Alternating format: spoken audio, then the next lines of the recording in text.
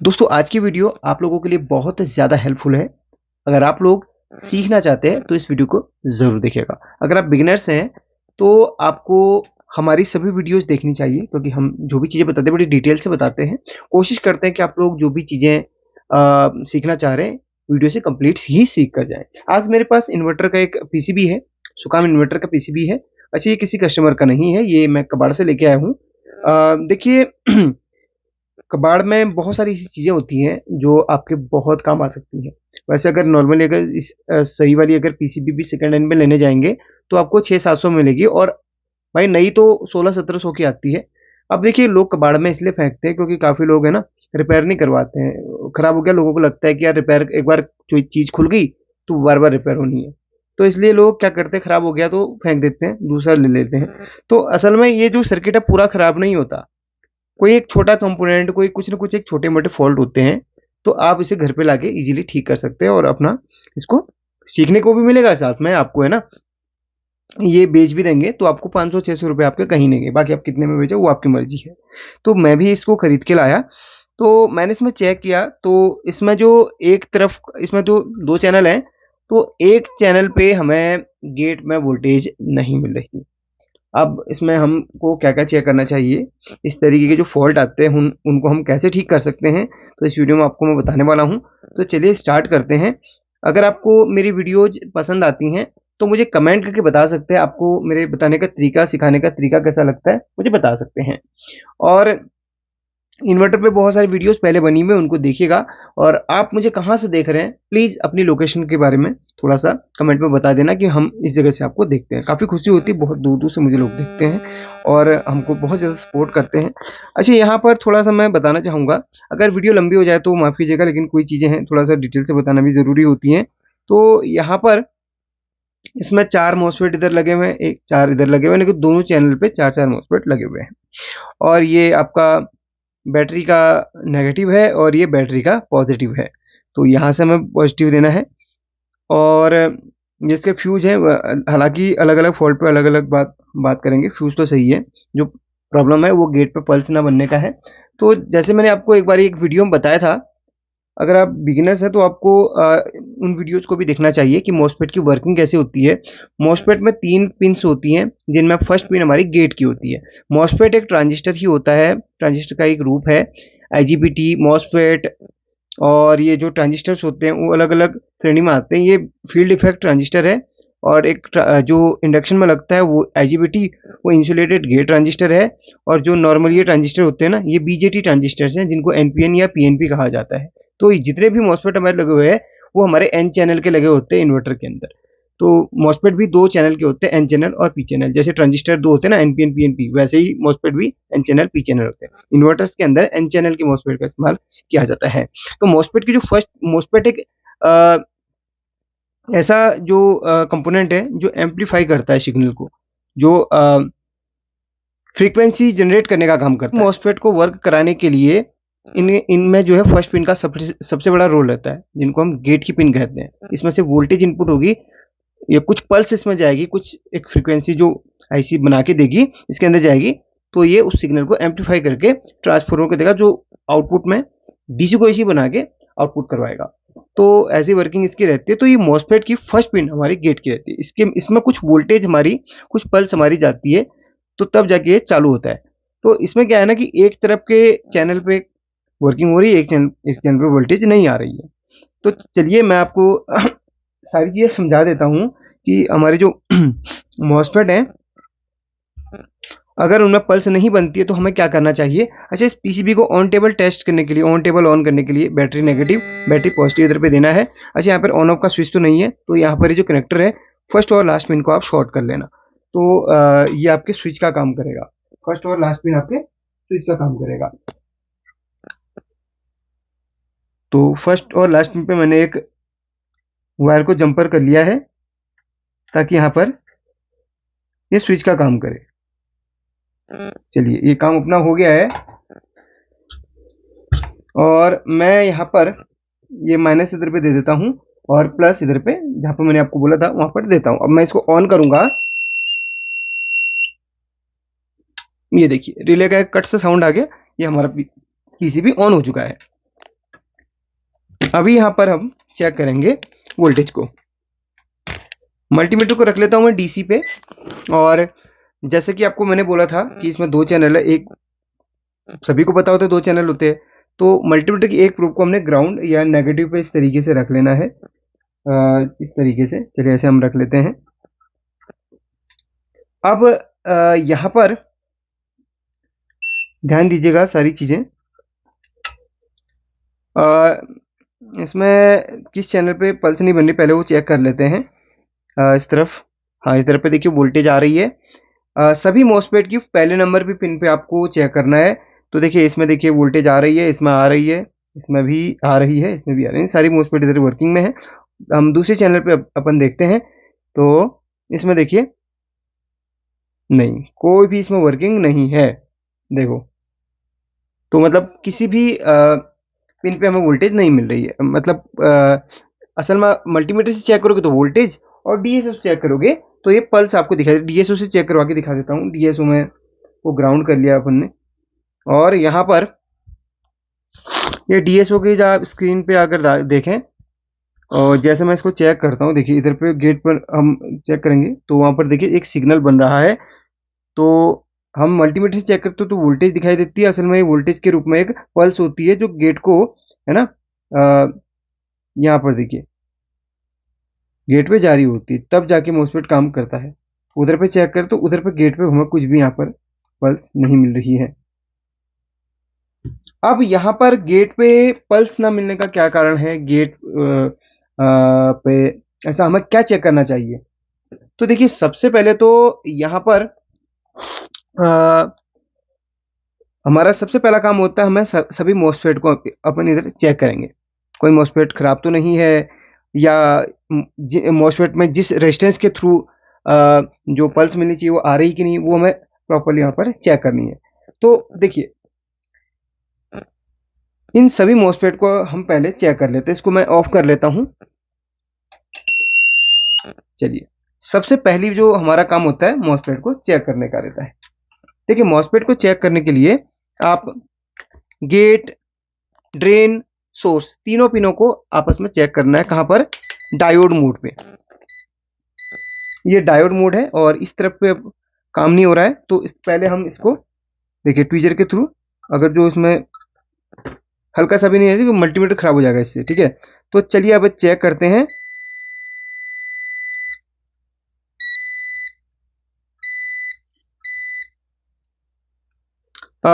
Drain और source तो सभी में दिखा रहा है भाई, शॉर्टिंग इसमें दिखा रहा है। और इसमें चेक करें तो देखिए इसमें ऐसा कुछ नहीं है। तो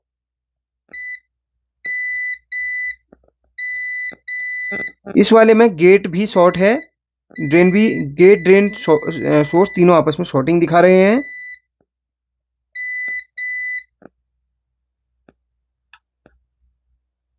तो इस मॉसफेट में अगर आप चेक करें तो तीनों पिनों आपस में शॉर्ट दिखा रही हैं इस वाली मॉसफेट में। सिर्फ एक बार इसको हम एक काम करेंगे, इस मॉसफेट को इसी जगह से अपन डिस्कनेक्ट करेंगे। उससे पहले देखिए अभी मॉसफेट के फॉल्ट अब सामने आ गया है।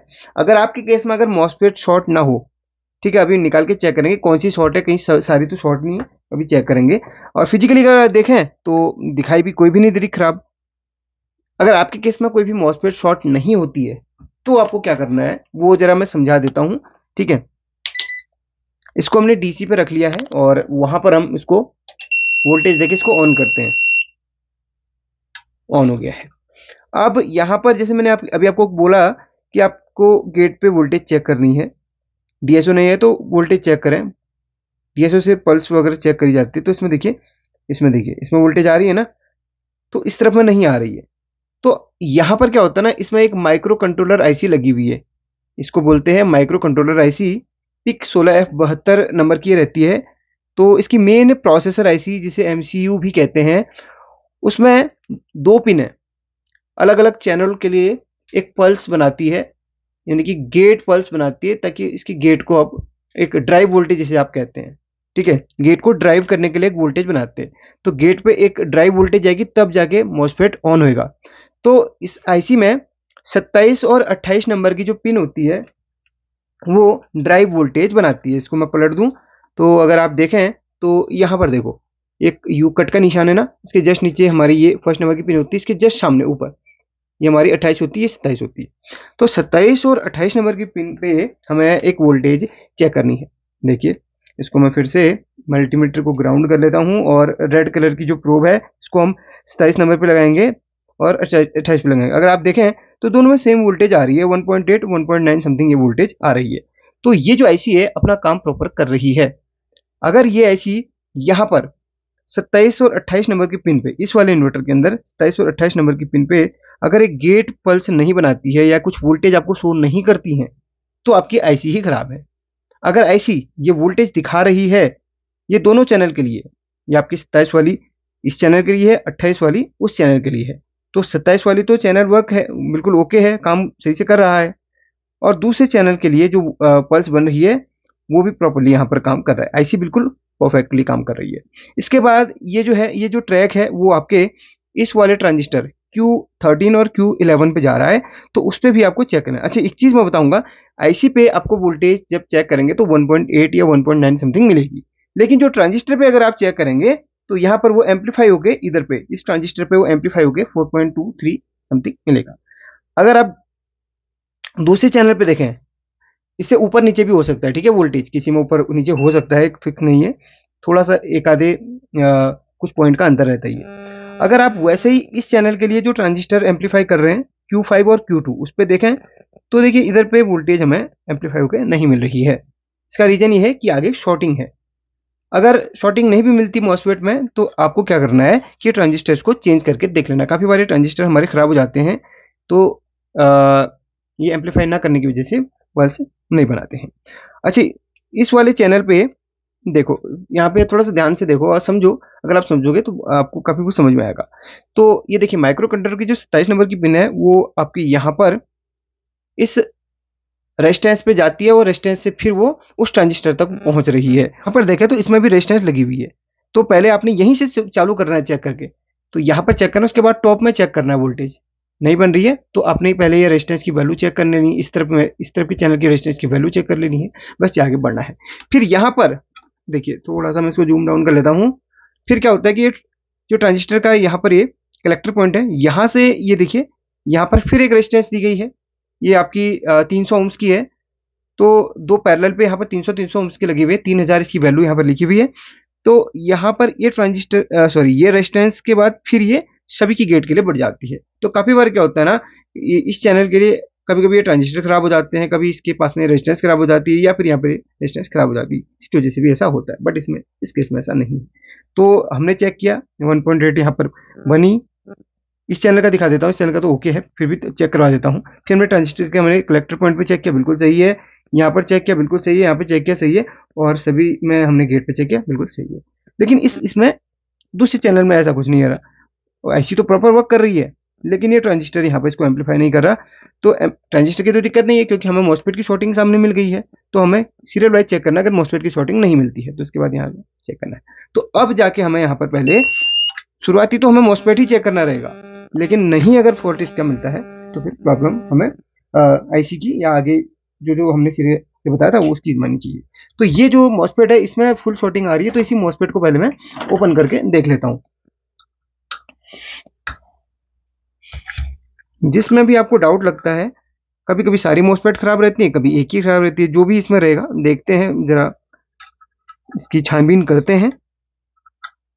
आपको वीडियो कैसी लग रही है कमेंट करके बताना जरूर। अब मुझे ये नहीं पता कि इसमें और भी क्या क्या फॉल्ट है फिलहाल तो, जो क्योंकि ये तो सिर्फ मेरे पास पीसीबी ही है। अब बाद में कभी लगाऊंगा तो और जो फॉल्ट रहेंगे उनके बारे में भी हम डिस्कस करेंगे, लेकिन फॉल्ट एक आधे इसमें आते हैं, ऐसा कुछ नहीं है, सारे फॉल्ट इसमें देखने के लिए वैसे नहीं मिलते हैं। देखो ये मॉसफेट है, इसको निकाल लेते हैं पहले अपन। निकालने का तरीका बता देता हूँ मॉसफेट को, अगर आपको नहीं आता है तो किस तरीके से निकाला जाता है थोड़ा सा मैं समझा देता हूँ। ये देखो यहाँ पर सोल्डरिंग वायर इस तरीके से आप लगा लो, देखो, और टेम्परेचर बढ़ा लेना है आपने, और इसके बाद ये देखो ये निकल गया। बिना किसी प्रिंट को डैमेज किए। अब यहाँ पर मैं चेक करूंगा डिटेल से, बारी बारी सभी मॉसफेट को निकालूंगा, चेक करूंगा। तो इसमें तो हमारी फुल शॉर्टिंग ही दे रहा था, पहले इसी को चेक कर लेते हैं। फुल शॉर्ट है, देखो अब शॉर्टिंग चली गई है। सिर्फ एक मॉसफेट इसमें खराब था और काम बन गया। अभी हम इस पीसीबी को ऐसे चालू करके देख लेते हैं। ठीक है, इस पीसीबी को ऐसे चालू करके देख लेते हैं, नीचे देख लेते हैं। ठीक है, यहाँ पर इस पीसीबी को चालू करके देख लेते हैं।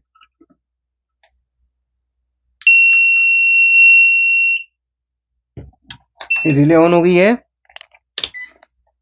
और यहाँ पर इसमें चेक करते हैं।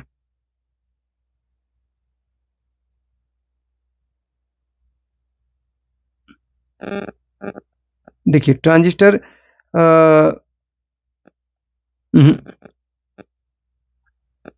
ट्रांजिस्टर पे भी यहाँ पर कुछ नहीं शो कर रहा है। मे बी ट्रांजिस्टर तो नहीं चली गई है, मुझे अभी भी डाउट लग रहा। अभी सारी मॉसफेट को और डिटेल से चेक करेंगे।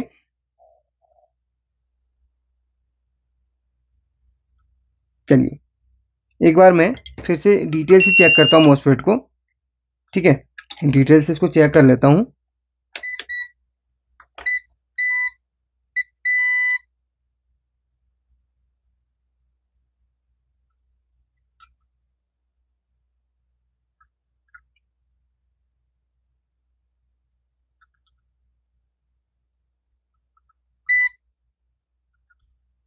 अच्छा, मॉसफेट में अभी कोई भी ऐसा इश्यू नहीं है। और एक बार मैं जो जेनर डायोड यहाँ पर लगी है उसको भी एक बार चेक कर लेना चाहूँगा। तो जेनर का भी ऐसा फॉल्ट इसमें नहीं आ रहा है सामने।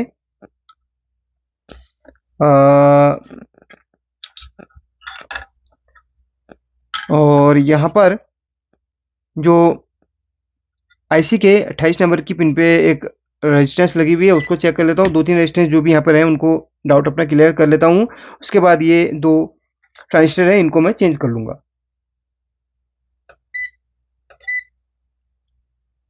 पहले इसको मैं चेक कर लेता हूँ। सॉरी, रेजिस्टेंस मोड पे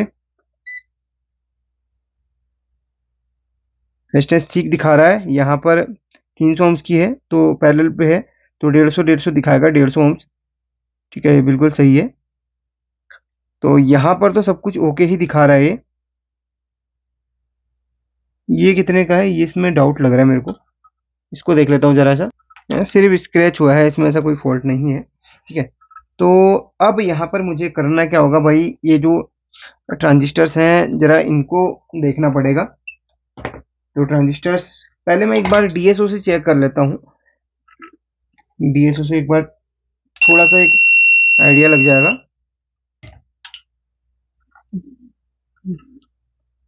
तो यहाँ पर यहाँ चलिए आपको भी दिखा देता हूँ थोड़ा सा।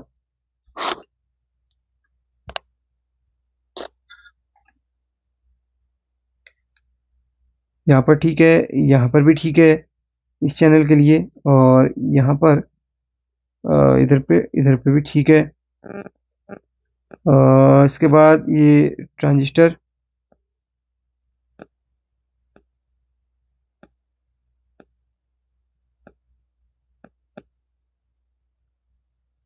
एक बार क्यों ना मैं ट्रांजिस्टर को बारी बारी से चेंज करके देख लेता हूँ, क्योंकि यहाँ तो सब ओके है, यहाँ पर भी ओके है। इन दोनों पे ही एक बार मुझे डाउट थोड़ा सा मुझे मिल रहा है। तो अगर सेम नंबर का कहीं से मिलता है तो मैं यहाँ पर लगा लूँगा। कि पहले मैं इसको ऑफ कर लेता हूँ सर्किट से, वोल्टेज को डिस्कनेक्ट कर लेता हूँ।